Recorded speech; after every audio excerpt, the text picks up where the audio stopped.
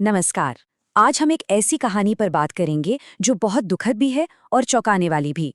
ये कहानी उत्तर प्रदेश की है, जहां जूतों की एक नई जोड़ी को लेकर एक मामूली सी बहस हुई और उसका अंत इतना भयानक हुआ कि कोई सोच भी नहीं सकता था। ये एक लाइन जो एक न्यूज़ रिपोर्ट से ली गई है, इस पूरे घटना के दिल दहला देने वाले मोड़ को साफ दिखाती है। मतलब कैसे एक आम सा घरेलू झगड़ा पलक झपकते ही एक जानलेवा हमले में बदल गया। चलिए इस पूरे मामले को समझते हैं कि आखिर हुआ क्या था। तो सबसे पहले चलिए उन बेसिक फैक्ट्स को देख लेते हैं जो पुलिस और न्यूज़ एजेंसीज ने बताए हैं, ताकि एक पूरी पिक्चर क्लियर हो सके। तो देखिए, ये दर्दनाक घटना दो नाबालिग भाइयों के बीच की है। 16 साल का सूरज और उसका छोटा भाई 15 साल का लक्ष्मण। बात है सोमवार सुबह की, उत्तर प्रदेश के एक गांव में।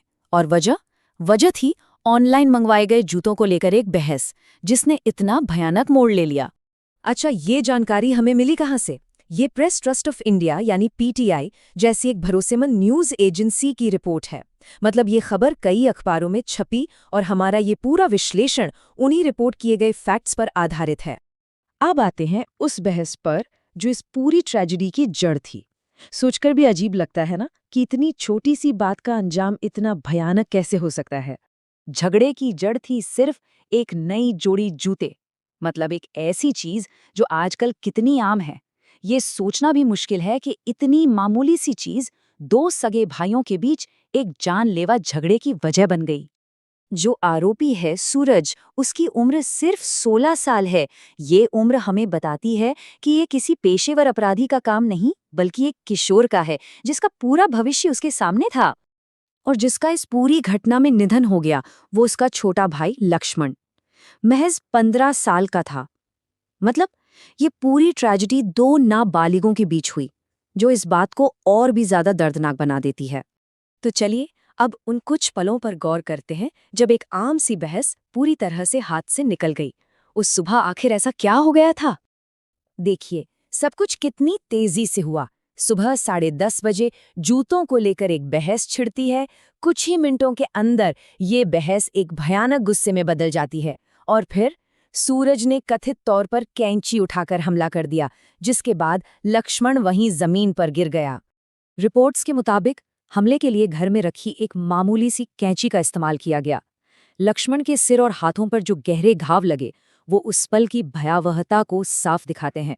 इस हिंसक हमले के बाद जो हुआ वो भी उतना ही दर्दनाक था। चलिए अब देखते हैं कि इसके बाद क्या मेडिकल और कानूनी कार्रवाई हुई।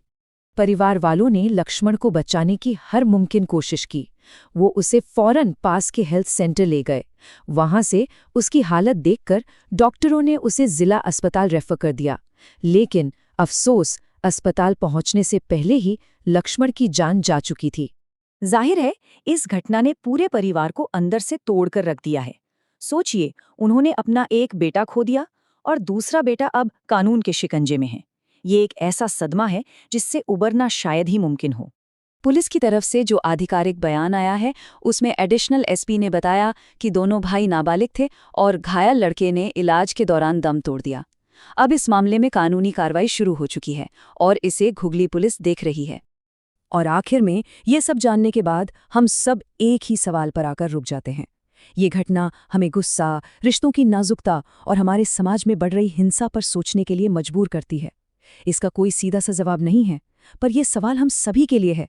कैसे एक इतनी मामूली सी बात पर शुरू हुई बहस एक ऐसी ट्रेजेडी में बदल जाती है जिसे कभी ठीक नहीं किया जा सकता।